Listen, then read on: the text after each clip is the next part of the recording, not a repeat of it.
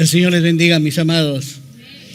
Los que estuvieron el día 20 de julio aquí fueron testigos de mi despedida de la iglesia, ya porque yo ya dejé de trabajar el 31 de julio de este año. Y entonces dirán, ¿qué hace el pastor ahí? Para aquellos que se están preguntando así, quiero decirles en primer lugar que esta es mi casa. Conocí al Señor hace 55 años en esta iglesia y voy a permanecer aquí cada vez que no tenga la oportunidad de estar en otro lugar. Por ejemplo, la próxima semana estaré predicando en Chimbote, me han invitado, entonces no estaré aquí, pero mientras pueda voy a estar aquí, en primer lugar. En segundo lugar, este será siempre mi base de operaciones. Sé que muchos de ustedes nos aprecian y están orando por nuestro ministerio. Y en tercer lugar, los que estuvieron el 20 se dieron cuenta que mi nieto parece que es profeta, porque él dijo, mi tato, a mí me dice por abuelo, mi tato se va, pero no se va. Entonces aquí estoy para honrar sus palabras, pues. Tengan abiertas sus Biblias, por favor, en 1 Corintios 13, esta preciosa escritura que el apóstol Pablo escribiera. Y déjeme decirle algunas cosas importantes. Algunos piensan que este es un himno al amor, otros piensan que es todo un tratamiento acerca del amor, y nada de eso, mis amados. ¿Por qué Pablo tendría que, en el capítulo 12, que habla de los dones espirituales, y en el capítulo 14, que sigue con el tema de los dones espirituales, Pablo no va a hacer un paréntesis para meter el tema del amor? El tema del amor está presente ahí porque nos va a enseñar que si tú no tienes amor que está por encima de los dones, es decir, estás trabajando en vano. Que lo más importante y trascendente precisamente es el amor. Así que, mis amados, de esto vamos a tratar hoy día, porque seguramente que usted estará de acuerdo conmigo en reconocer que vivimos en un mundo del espectáculo. La gente busca el espectáculo, requiere del espectáculo para poder disfrutar, para ser distraído. Muchas iglesias se han convertido en un espectáculo. Entonces la gente llega y dice, ¿y ahora qué me van a ofrecer? ¿Y ahora qué va a haber? ¿No es cierto? Y nosotros no estamos para entretener a la gente. Estamos precisamente para predicar la palabra del Señor. Ahora, esto no es de ahora. Todo el tiempo el hombre buscó espectáculos. En la Roma antigua, el circo y los gladiadores eran los que ofrecían el espectáculo. En la Grecia antigua, los Juegos Olímpicos era el espectáculo. Y en los Corintios no es una excepción. En los Corintios precisamente ellos van a ver en los dones espirituales el propósito de un espectáculo. Claro, no de todos los dones, pero sí en parte de ellos, los más espectaculares, como el de profecía, como el de hablar en lenguas, como el de milagros. Yo estaría seguro que si en la Plaza de Toros hoy día o en el Estadio Mansiche viniera un sanador, todos estarían ahí por el espectáculo, no por escuchar la palabra de Dios. Y hay comerciantes de la fe que han andado por todo lado propalando como si ellos fueran dueños de la verdad y como si ellos pudieran hacer lo que se han asegurado, venga a recibir su milagro, noches de gloria. ¿La gloria para quién? Si no es para el Señor Jesús. Y los corintios, mis amados, eran expertos en enfatizar ciertos dones en desmedro de los otros. Usted habrá escuchado que hay iglesias que enfatizan tanto el don de lenguas que llegan a decir, no, si no hablas en lenguas, no eres de Cristo. ¿Acaso el Espíritu Santo ha dado solo el don de lenguas? Cuando me tocó predicar sobre este tema, dije que había más de 20 dones. Y es como construir una pared. Y aunque usted diga, yo voy a usar esta pared y lo voy a hacer fuerte de buenos ladrillos, ¿acaso solo los ladrillos intervienen? No está el fierro, no está el hormigón, no está el cemento. Hay otros ingredientes, así son los dones. Son un conjunto de cosas que participan para el mismo propósito, para el mismo objetivo. Y los corintios hacían de algunos dones todo un espectáculo. ¿Quién habla más en lenguas? ¿Quién hace más milagros? ¿Quién tiene más conocimiento? Yo dije esa vez que prediqué que esto era una costumbre entre los corintios. Hay que recordar que ellos eran griegos de origen y por lo tanto estaban enfatizando toda esta parte. Por eso Pablo, inspirado por el Espíritu Santo, les muestra un camino más excelente, el camino del amor. Por eso el tema de ahora se llama el amor que permanece para siempre. El amor que permanece para siempre. Pero ¿de qué amor hablamos? No de ese que dura como dura una moda o menos que eso, sino de aquel amor que viene del corazón de Dios.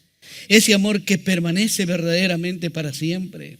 Ojalá que todos los que hemos llegado alguna vez al altar y hacemos juramentos delante de Dios, ese amor permaneciera para siempre. Porque el amor nunca deja de ser, dice la palabra. Entonces, mis amados, esto lo voy a desarrollar en 3 puntos y les voy a rogar que ahora sí oremos pidiéndole al Señor que Él abra nuestro entendimiento, que podamos entender la palabra no solamente con el conocimiento, sino que haga efectos en nuestro corazón y por supuesto en nuestra conducta para poder ser buenos creyentes y cristianos, no desequilibrados como era la iglesia de Corinto, sino ojalá una iglesia bien balanceada, bien ponderada en la palabra de Dios. Vamos a orar. Señor, estamos aquí muy agradecidos por tu buena, agradable y perfecta voluntad. Bendecimos tu nombre con profunda gratitud. Gracias por darnos la vida, por estar aquí y no estar en el cementerio. Te damos gracias por estar aquí y no estar en una cama acostado en un hospital. Muchísimas gracias, Señor. Aunque podríamos llegar a esos lugares, que la fe, que la esperanza y sobre todo el amor nunca deje de ser en nosotros. Bendícenos con tu presencia, porque tu presencia, Señor, es lo más importante para poder entender tu palabra y ser ministrados con tu Espíritu Santo. En el nombre de Jesús te lo rogamos. Amén y amén.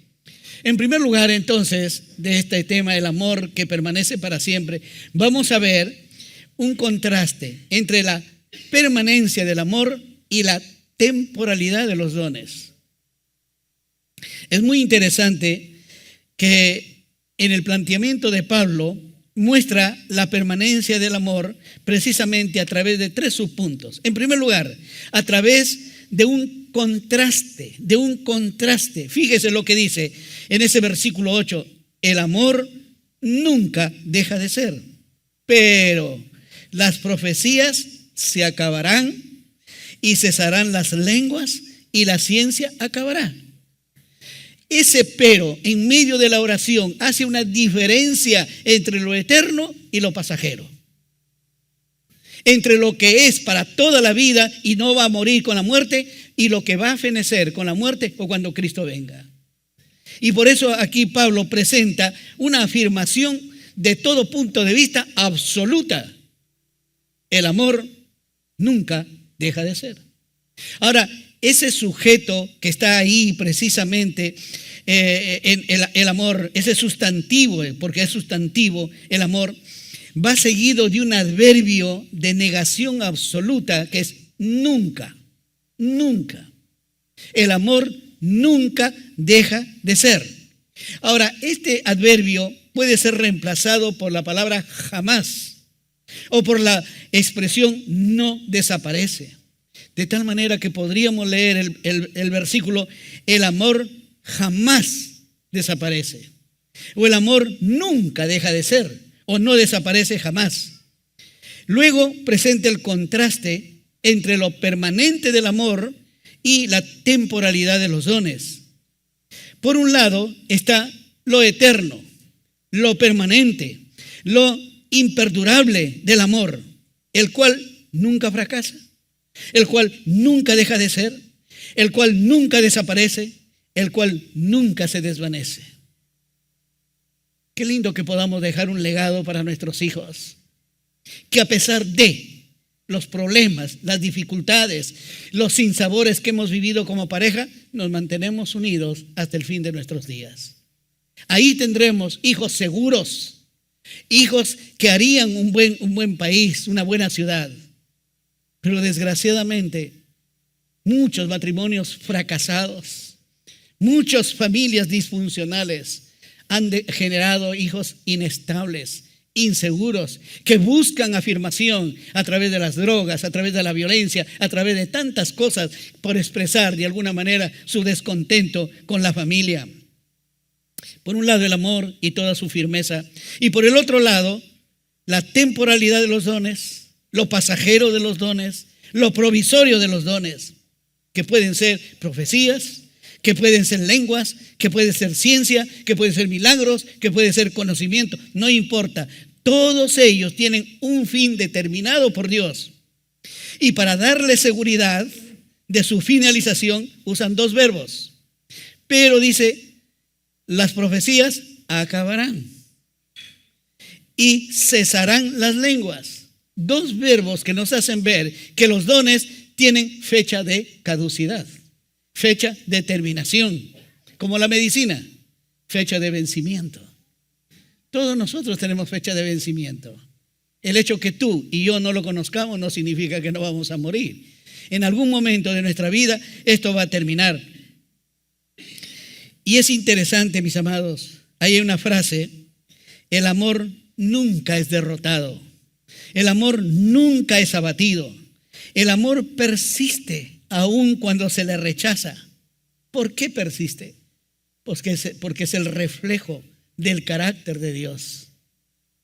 Seguramente que tú te puedes dar cuenta que cuando te casas con alguien que está frente a tuyo, que se miran a los ojos y que confiesan sus afectos, pero no solamente te casas con aquella persona que está delante tuyo, te casas con un carácter. Bueno o malo, pésimo o terrible, te casas con ese carácter. Y hay que ir afinando poco a poco. Por eso se dice que el matrimonio es el mejor crisol. Es el lugar donde precisamente uno se santifica. Es verdad. Ahí está la santificación en el matrimonio. Entonces, Pablo enfatiza la permanencia del amor a través del contraste, en primer lugar. En segundo lugar, a través de las limitaciones que tienen los dones. Fíjese el verso 9. Porque en parte conocemos. ¿Acaso conocemos todo? En parte conocemos y en parte profetizamos. Pablo admite que los dones son de tremendo valor, pero afirma que son limitados. Y limitados por dos razones. Número uno, primero porque su revelación es en parte. Por eso dice, en parte conocemos. Conocemos solamente parte de los dones. No es el don en toda su eficacia. Dios ha dado lo suficiente para la edificación de la iglesia. Dios ha dado lo suficiente.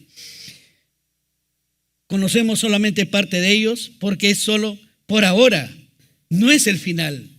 Cuando Cristo vuelva, no necesitamos los dones. ¿Para qué? Ya no hay que edificar iglesia alguna. Ya estamos en la presencia de Dios. Por eso dice el verso 8, la segunda parte, lo que es en parte se acabará. Obviamente, los dones terminarán.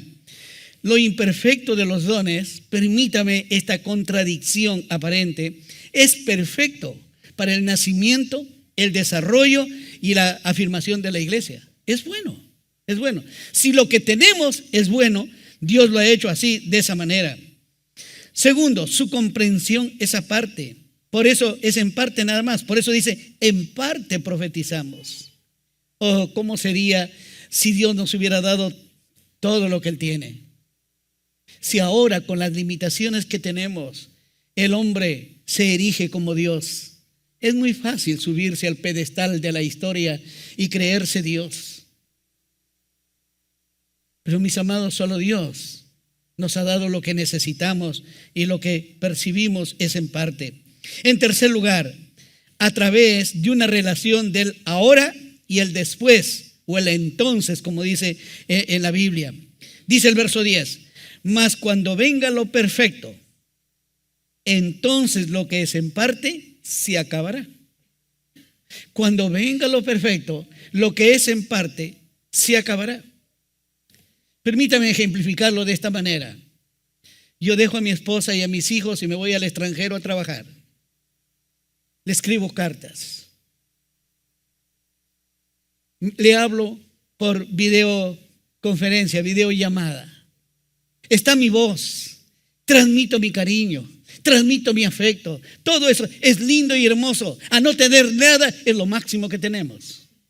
Pero cuando yo llego, ya no necesito hablar por el teléfono ni escribir, se lo digo en carne propia. ¿Se da cuenta? La diferencia es así, el ahora y el después. El ahora o el entonces, más adelante, que dice la palabra de Dios. Verso 10, mas cuando venga lo perfecto, entonces lo que es en parte se acabará. Pablo hace una distinción, lo que se llama escatológica, entre el ahora y el después, entre lo que tenemos como vivencia presente y lo que será después. Pablo dice, mas cuando venga lo perfecto, o también se traduce cuando venga lo completo. Ahora tenemos parte de la revelación de Dios, lo necesario, lo más importante, lo fundamental, lo que tú y yo requerimos para poder llegar al cielo. Pero cuando Cristo venga, por eso dice, cuando venga lo perfecto. ¿Quién es la perfección en persona? Es Cristo. Cuando venga Él, se acabará esta era, se terminará este tiempo, se acabarán los dones cuando venga Cristo y Él los llena con toda su plenitud. Vuelvo al ejemplo que he puesto. Ya no necesito, estando en el extranjero, escribo, mando fotografías, lo que sea, pero estando presente, ya mi esposa no necesita, ya mis hijos no necesitan fotos, me necesitan a mí. Y es igual, nosotros como iglesia tenemos que vivir expectantes de un día estar en la presencia de Dios y de escucharle. ¿Cuánta razón tuvo María, las hermanas de Lázaro, Marta y María? Marta, ahí empujada a hacer las cosas, preparar algo para comer. Y María, tranquila delante del Señor. Y Marta le llama la atención al Señor, le dice, Señor, no te preocupes que mi hermana no me ayuda, yo estoy queriendo preparar algo para comer. Y el Señor le dice, es que María ha escogido lo mejor. Ahora, en este momento me tienes, pero María sabe que yo estando presente para ella, eso es todo. Eso es lo todo. Y los que realmente ya hemos caminado algunos años con el Señor, nos damos cuenta, mis amados, que todo es efímero, que todo es pasajero, que todo es advenedizo y que algún día solo la presencia de Cristo Jesús llenará por completo nuestra mente, nuestro corazón, nuestra alma. Ahí toda la esperanza que hemos tenido algún día se acabará, porque tendremos ya la promesa efectuada en nuestras propias vidas. Por eso hay una frase muy interesante aquí. Cuando el sol sale, todas las luces se apagan. Cuando Cristo venga, no necesitamos más ni siquiera la palabra, ni siquiera la Biblia lo necesitamos, porque Él es la palabra en persona. Él es la palabra encarnada.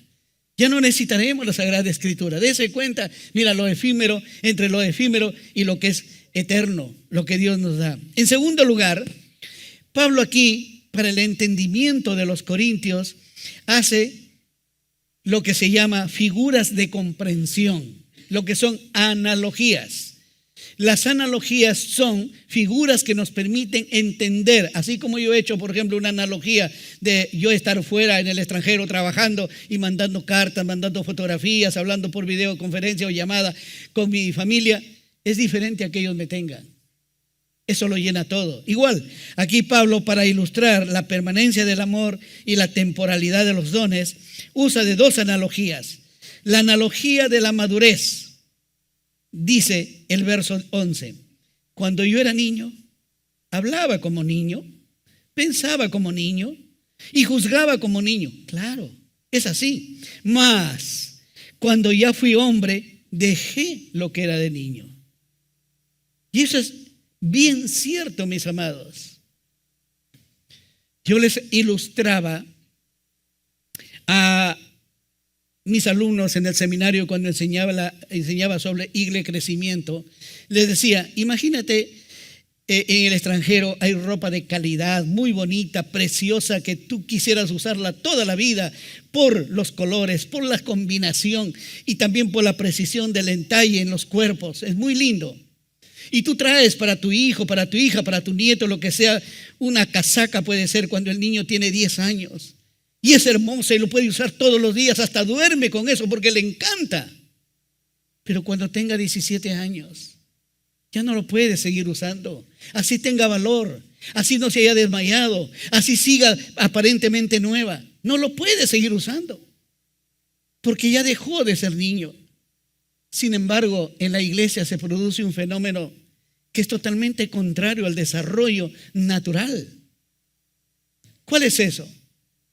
En una iglesia uno le puede preguntar: hermano, ¿cuánto tiempo tienes en el Señor? Yo he conocido al Señor este año.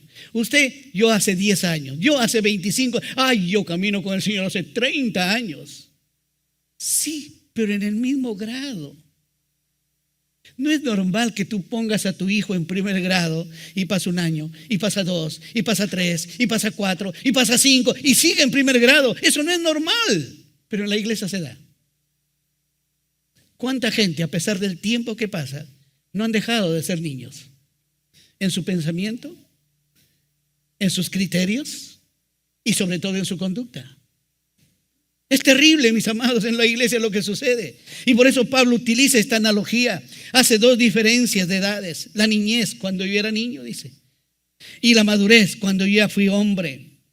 Pablo ilustra que hay tiempo de niñez, de inmadurez, de una conducta infantil que no se puede mantener en la vida. No se puede mantener en la vida. En la primera celebración, yo conté la historia de un pastor que conocí, que él ya sobre los 60 años, en una determinada iglesia, le nombraron pastor de jóvenes. Entonces él quería identificarse con los jóvenes. Lo primero que hizo fue conseguirse una gorra con la visera para atrás. En segundo lugar, se puso un overol como usan los jóvenes, pero con una tremenda panza así. Y era ridículo, mis amados, ridículo. Tratando de entretener a los jóvenes, tratando de identificarse con los jóvenes. ¿Cuántos latinos tienen hijos en el extranjero? Uno de los primeros países que fui fue el Japón. Los latinos ahí se teñían el pelo igual que los japoneses, pero seguían siendo latinos. No son las formas las que nos hacen diferente, son la esencia. Y por eso Pablo les está enseñando: ustedes, corintios, no pueden estar desarrollando la vida de iglesia con las mismas conductas de niño. No pueden hacer eso. Ustedes tienen que aprender que conforme pasa el tiempo vamos dejando lo que es de niño y asumiendo conductas de madurez. Pablo insta a los corintios a abandonar la exhibición de dones con criterios infantiles. Había competencias. ¿Quién habla más en lenguas? ¿Quién hace milagros? Y mis amados, y hoy día todavía la iglesia sigue tras de eso. ¿Acaso no hay comerciantes de la fe? El año 2010 tenía un estrés terrible que me sacó del trabajo. En ese tiempo yo trabajaba en 4 lugares. Era profesor en la Escuela de Bellas Artes, era profesor en la universidad, era profesor en Henry Matisse, que estaba aquí a media cuadrita nada más, y trabajaba en la iglesia. Entonces, ya no podía dormir en la noche. Me iba a la cama a las 2, 3 de la mañana para calentar la almohada por 1 hora, 2 horas y despierto, y ya no podía dormir. Tenía sudoración en las manos, no sabía qué hacer. Ya había ido al seguro, me daban alprazolam, me venía tomando como 5 o 7 años de mi vida y la cosa iba empeorando. Un médico de nuestra congregación me dice: pastor, escúcheme, usted le está pasando lo que a mí me pasó. Yo era un profesional joven, un médico joven. Atendía hasta las 2 de la tarde en el hospital. Salía a casa corriendo a comer. A las 4 estaba en el consultorio. Mi esposa me llamaba a las 10 de la noche: ven, te estoy esperando para cenar. Yo salía y miraba en la sala de espera. Le decía: hijita, faltan 4, faltan 3, faltan 2. Me apareció un dolor aquí, me dice: pastor, yo como médico me recetaba, no me pasó, pero me acordé que un compañero de carpeta era un psiquiatra que atendría aquí en Trujillo. Él me dio una pastillita, me dijo: esto te va a pasar. Y cierto, me pasó. Pastor, vaya al psiquiatra. Y yo le digo, y voy al psiquiatra, ¿y qué le digo? Dígale pues lo que está. No, pero para justificar, le voy a decir, mire doctor, he venido acá porque me han encontrado en Buenos Aires contando la arena. Entonces, por esa razón estoy aquí. ¿No se imaginan ustedes para ir a ese médico psiquiatra el prejuicio que yo tenía? Y fui buscando su consultorio, no digo ni el lugar, ni el nombre, ni nada, y buscando así y mirando si alguien de la congregación me está viendo, así. Total que encontré la puerta, mire que no había nadie, y ¡pum!, me metí corriendo. Llegué ahí a la sala y encuentro dos monjas. Uy, digo, esta es cuestión de religión entonces. Lo atendió a las monjas y después pasé yo. Señor, su nombre, edad, todo, teléfono, etcétera, pulso, ya. ¿Qué está pasando? No puedo dormir. Estoy tomando alprazolam ya por 5 años, 7 años, etcétera, etcétera. Ok, me dijo así. Cuénteme todo lo que hace. ¿Dónde trabaja? Trabajo en la Escuela de Bellas Artes, soy pastor en la iglesia. Detálleme, ¿qué hace en Bellas Artes? ¿Qué hace en la iglesia? ¿Qué hace? En ese tiempo, aparte de los 4 trabajos, era director del seminario, enseñaba en el seminario, era promotor del colegio y veía los horarios, solucionaba los problemas, etcétera, etcétera. En un momento el médico iba así y se acercó a mí y me dijo, ¿por qué no estás muerto? Todo lo que estás haciendo es para que hayas muerto hace unos 5 años por lo menos. Realmente me asustó. Me daba ganas de decirle, pero estoy más vivo que usted por si acaso. ¿Y sabe lo que me dijo? Mira, y me puso su mano así. ¿Tienes insomnio? Sí. ¿Sudoración de manos? Sí. ¿Temor a la muerte? No. 2 cosas más que ya no recuerdo. Y después, ¿tienes esto? ¿Cuál de estas manos tienes? Esta, le dije. Tenía 3 de esas. Acá me dijo, mira, gracias a Dios, me dijo, esto es ansiedad y esto es depresión. Tú estás con ansiedad. Te voy a dar esta pastilla. Me dio una pastilla cuyo título era un medicamento industrial, nombre comercial, pero la base era alprazolam. Así viajé a Chile, tuve una invitación en esos días por Chile, junto con mi hijo Daniel, fuimos yo a predicar en una iglesia y él en un campamento, después él venía a la iglesia y yo iba a otra iglesia. Realmente Dios ahí me curó, porque él me dijo, escúchame lo que te voy a decir, no vuelvas más al ministerio, a lo que tú llamas ministerio, no vuelvas más. Deja todos esos 4 o 5 lugares donde trabajas. ¿Sabes hacer algo? ¿Eres carpintero, panadero? Le digo, soy pintor, puedo pintar. A eso dedícate, no vuelvas más. Yo dije, Señor, ¿le hago caso a Él o hago caso a tu palabra? Y me fui para Chile. Ahí en Chile el Señor me curó. Ahí en Chile el Señor me sanó. Yo vine renovado de esa predicación. Nuevecito. Hasta ahora sigo predicando. Tú sabes que el año pasado, el 15 de mayo, rompí mi tobillo. Tengo todavía 6 pernos ahí. Por la gracia de Dios estoy caminando. Y también oraba en esos días. Señor, ¿ya cambió mi vida definitivamente?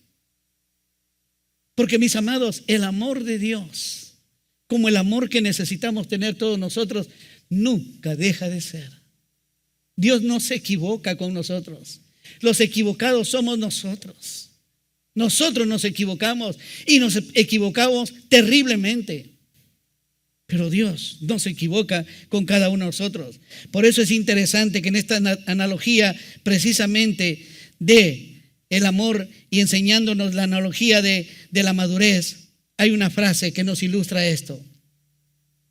El modo de comportarse en un periodo de la vida ya no es apropiado en otro periodo.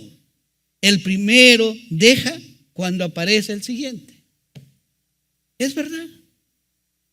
Qué horrible es cuando una persona mayor trata o tiene comportamientos de adolescente. Eso no es normal. Eso no es normal, mis amados.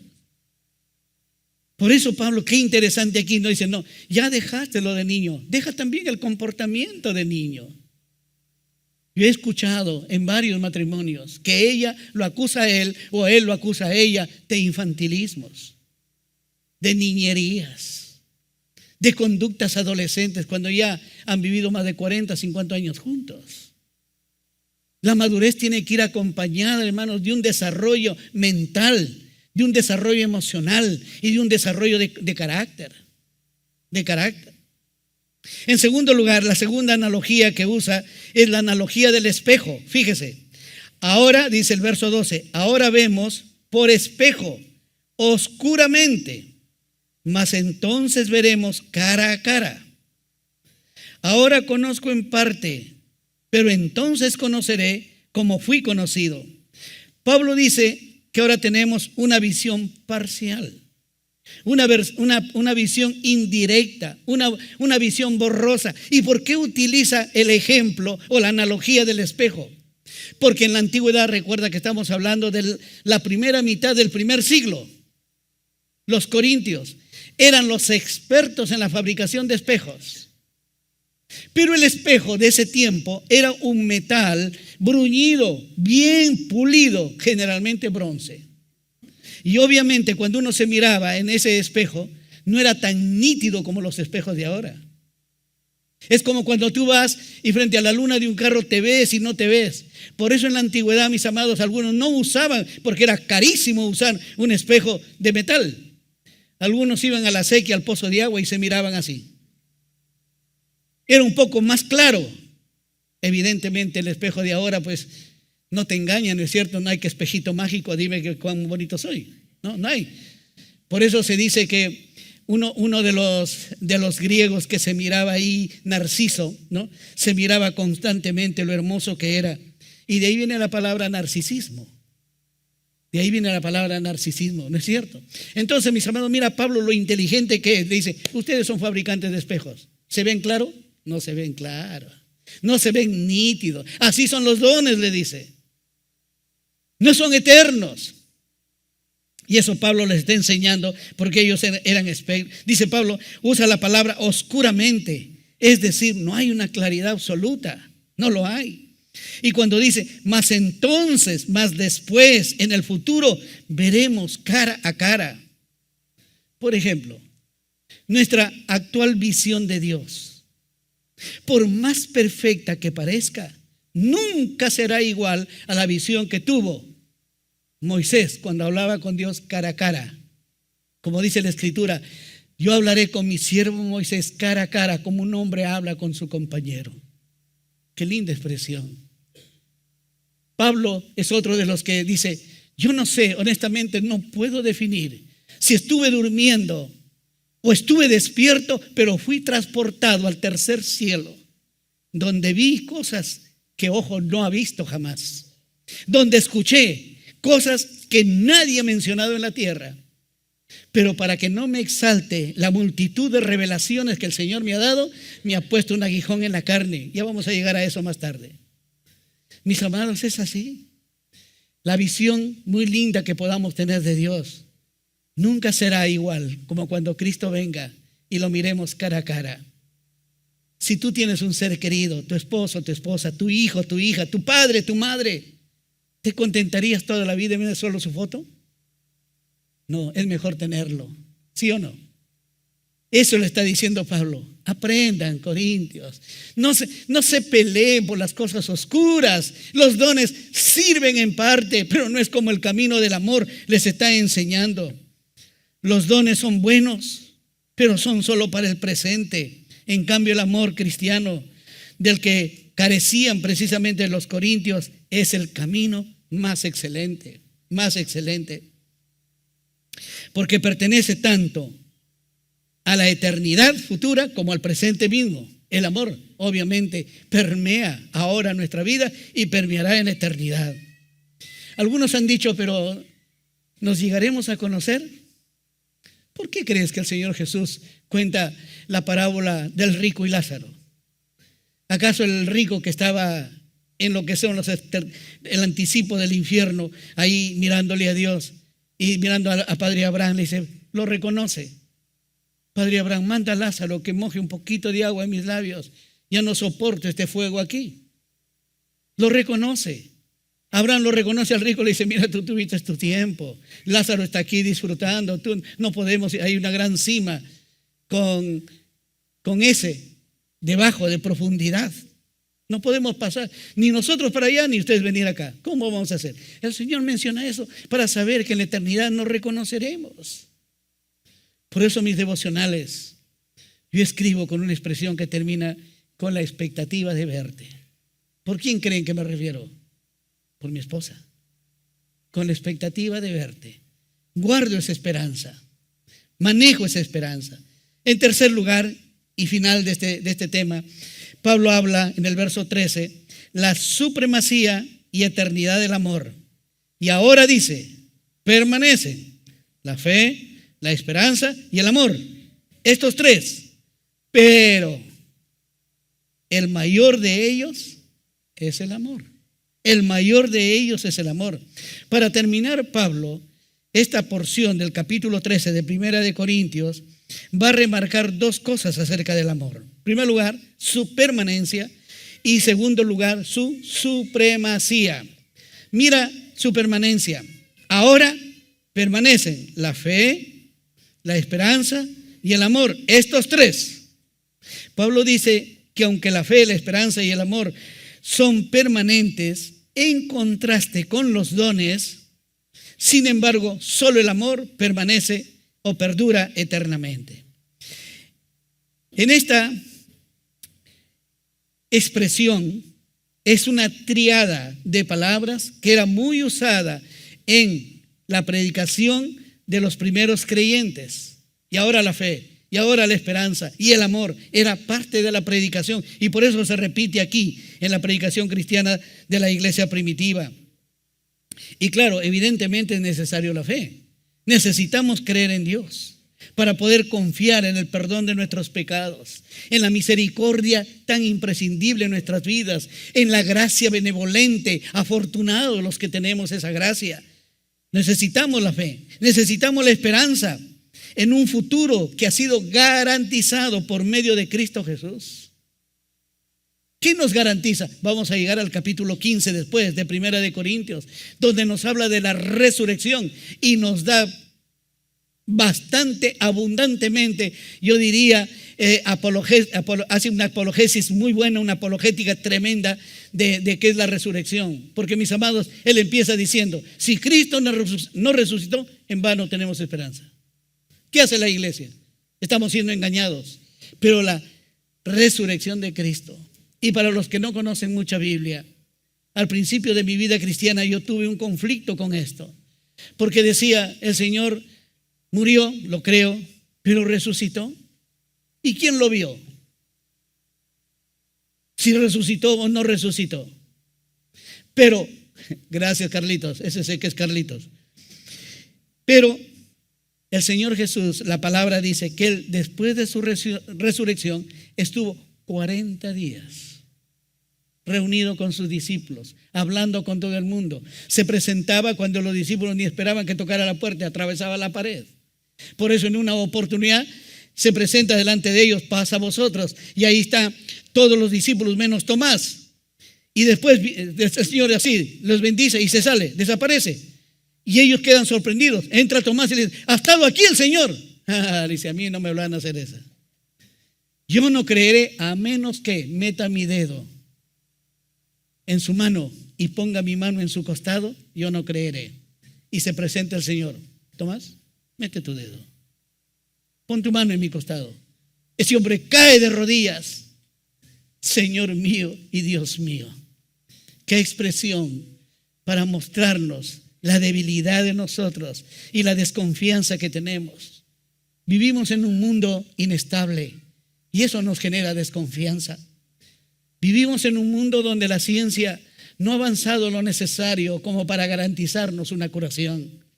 Donde la ciencia no puede solucionar los problemas más álgidos del hombre, como su entendimiento, su comprensión, su comunicación, su amor, sus afectos, empeñados en una mujer o empeñados en un hombre. La ciencia no puede hacer nada. Por eso, mis amados, cuán importante es la supremacía, la permanencia del amor y su supremacía también. Pero un día acabará la fe cuando veamos a Cristo Jesús. ¿Para qué necesitamos fe? Si ya lo tenemos en vivo y en directo. Se terminará la esperanza. Acabará cuando Él cumpla con todas sus promesas. ¿Ya para qué necesitamos? Esperanza. Pero sí, el amor nunca dejará de ser, porque está hecho de la misma esencia de que Dios está hecho.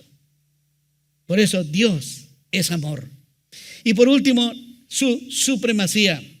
Interesante las palabras, pero el mayor de ellos, mayor que la fe, mayor que la esperanza, es el amor. Pero el mayor de ellos es el amor. Aquí, para poder entenderlo, uno tiene que hacer un análisis de cada una de las palabras. Y por ejemplo, el mayor, ¿qué es el mayor? ¿Es un adjetivo o es un adverbio? Si es un adverbio de cantidad, por ejemplo, digo, acá hay 1, 2, 3, 4 baldes de flores. 3 le vamos a dar al hermano ahí. Disculpe que voy a tener que despertarlo para darle, disculpe. 1, 2, 3 y le doy ahí al hermano. Y al otro hermano le doy 1. ¿A quién le he dado más? Al hermano. Y al hermano solamente 1. Ese es cuando es un adverbio de cantidad. Pero aquí cuando dice, pero el mayor, no es un adverbio de cantidad, es un adjetivo comparativo. Por ejemplo, entre un servidor, el hermano que está parado allá, y el hermano que está parado allá, el mayor de todos soy yo. ¿Sí o no? Ese es un adjetivo de comparación. No es un adverbio de cantidad, ¿se da cuenta? Entonces, ¿qué nos está diciendo Pablo aquí? Pablo usa esto para decirnos que el amor es más que la fe y que la esperanza. ¿Por qué? Porque nos está hablando como adjetivo aquí de la dignidad del amor. Porque nos está hablando de la duración del amor. Porque nos está hablando de la importancia del amor, más que la fe y más que la esperanza. Amén. Vamos terminando con una conclusión. Pablo aquí nos da 3 lecciones. En primer lugar, la superioridad del amor, ya que se constituye en el fundamento para el uso y desarrollo de los dones. Si tú estás usando tus dones de manera carnal para hacer ver que tú sabes más, que puedes hablar en lenguas, vamos a llegar al capítulo 14 donde Pablo dice, yo prefiero, dice, y es muy interesante que él dice, yo hablo más en lenguas que todos ustedes, le dice a los corintios. Sin embargo, prefiero hablar 5 palabras con entendimiento que hablar en lenguas. Claro, si nadie lo entiende, ¿de qué manera edifica la iglesia? Si los dones son para edificar la iglesia. Es como si me trajeras un cemento duro, por más cemento que sea, pero está duro, ya no vale. Lo puedes moler y usarlo para la construcción. Ya no sirve. Ya no sirve. Entonces Pablo nos está aquí enseñando la superioridad del amor. Ya se constituye en un fundamento para el uso y desarrollo de los dones, ya que estos, sin amor, carecen de valor eterno. Carecen de valor eterno. Amados, desarrollemos el amor para que nuestros dones tengan cabida en el lugar preciso, en el momento oportuno. Qué lindo sería la iglesia si todos nosotros pudiéramos en ejercicio nuestros dones. Yo conozco hermanos que podría señalar inmediatamente que tienen el don de servicio. Se deleitan en servir. El pastor Chávez acá el 20 de julio dijo que cuando él llegó al INSE le pidió a todos una descripción de las labores que hacen. Y uno de los hermanitos que es guardián hasta ahora y se llama Gabriel, ya debe tener sus 75, 80 años. Dice que en toda la descripción que hacía, decía, miércoles 10 de la noche, sacar la basura de la casa de mi Señor. Y Pepe dijo así, yo me sentí indigno de ser pastor frente a la dignidad de ese hombre, de simplemente sacar la basura. Y uno tiene que aprender, mis amados. Yo entro aquí y veo papeles por el piso. Yo lo puedo llamar al vigilante, al guardián para que limpie. Pero mayor privilegio será si yo lo hago. Porque no se trata del trabajo del hermano, se trata de la casa de nuestro Señor. En segundo lugar, lo que Pablo nos enseña aquí, tiene una visión del presente, pero a la luz del futuro. Sirvamos con nuestros dones aquí, porque solamente tendrán un tiempo. Solamente tendrán una oportunidad. Y si te pierdes esta oportunidad, te puedes perder el cielo. Y tercero, el creyente es llamado a vivir más allá de los dones espectaculares y procurar crecer en el amor que permanece. Crezcamos en el amor que nunca deja de ser y que permanece para siempre. Amén. Señor, gracias por tu palabra.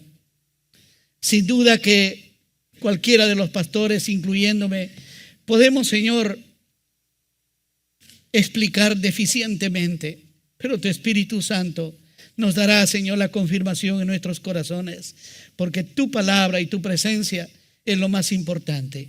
Muchísimas gracias, Señor, por ilustrarnos, por ayudarnos, por darnos estas figuras de comprensión para poder entender, Señor, lo que tenemos que hacer.